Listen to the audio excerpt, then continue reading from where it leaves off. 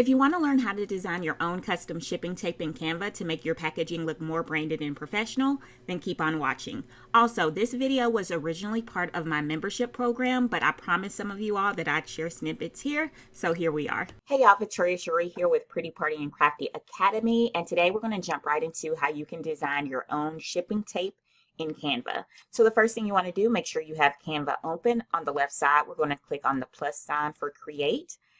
And we're going to make sure that custom size is selected. Now, when it comes up, the default is pixels. We want to change that to inches. And then what we set our size to is dependent upon where we're having our shipping tape printed. Some printers or vendors require the length or the width to be 6 inches. Some say 3 inches, some say 12 inches. So make sure you double check with your vendor. My vendor, I'm going to put right below this video, so you'll have a link plus $10 off if you want to use them. But I like to do 12 inches for the width, and for the height, I do 3 inches.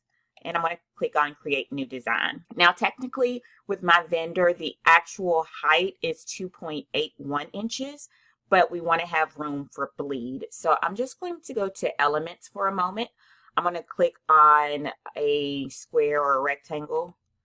And I'm going to change this height for just a moment. So with it selected, I'm going to go to Position.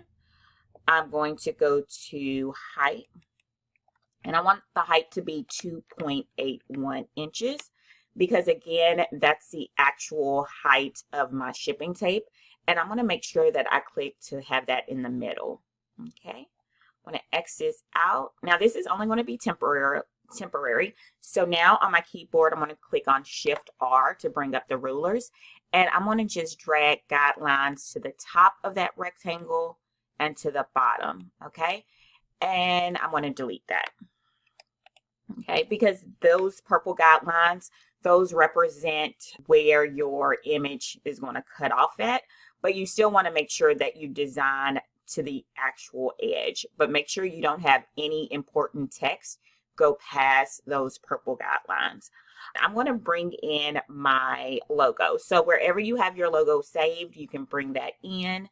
So I'm just going to go to Brand, click on Logos, and I'm just going to grab one. And I'm going to make sure that's centered. So I can hit the 3 dots, Align to Page, Center, 3 dots, Align to Page, Middle.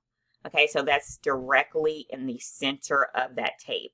Now what I'm going to do is I'm going to duplicate this 2 times because I want this on the left edge and the right edge. And I want it to be the exact same size. So I'm going to duplicate it. Okay, now I'm going to drag this one all the way to the left until I see a purple guide to let me know it's exactly in the center. And it's going to appear on the left edge. So I'm going to just, okay, so now we see that little purple guide that lets us know that we're exactly where we need to be. So I'm going to release that. And I'm going to do the same thing. I'm going to drag this one to the far right. I like to have these a little bit lower than the middle one just because I'm going to align it later. But I'm going to drag it all the way to the right until I see a guide right there. So if you look on that right side, I'm going to do that again. You're going to drag it over until it's purple on the far right. Okay, it's purple. Perfect. Now we're going to select everything, hit the 3 dots, align elements, and we're going to align it to the top to make sure everything is nice and even. Okay, so once I do that, now I'm going to start adding some elements. All right, I'm going to speed this part up. I'm just adding graphics to match the theme. I'm going to resize it and space it out randomly and make sure that they don't cross over the edge. Also, I decided that I wanted to add text across the top. So I'm going to add just a rectangle and make sure the text is below that purple guide. But this is an important part. Make sure you go to letter spacing and bring up letter spacing to about 95 or 100. You're going to see why that's important in just a moment, because remember, we want this to be seamless. So I'm going to go ahead and change the font, but then make sure that we duplicate this and pull it over to the left side until it's halfway. We see that purple guide. Now I'm going to duplicate it because I have to do it to the right side as well. I'm going to bring it over until I see that purple edge on the right, and there we have it. Now I'm going to make more duplicates so they can go in the center. So I see I'm going to have a little issue with spacing, but don't worry because I already thought about that earlier. So I'm going to make one more duplicate, put it right there, and you see how it's overlapping?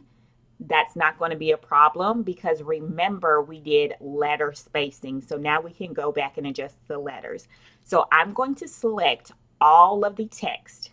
With all of the text selected, let me zoom out so you can see. At first, I was going to try to drag the corners.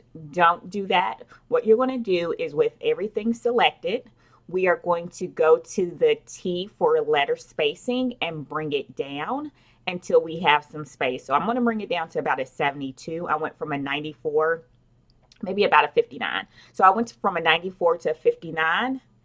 And as you can see, because we adjusted the letter spacing, it did not mess with the left and right design. So that's okay.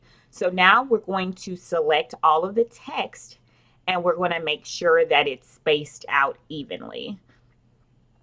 Okay, so I'm just fooling around with it, but you're going to just select everything. You're going to hit the three dots.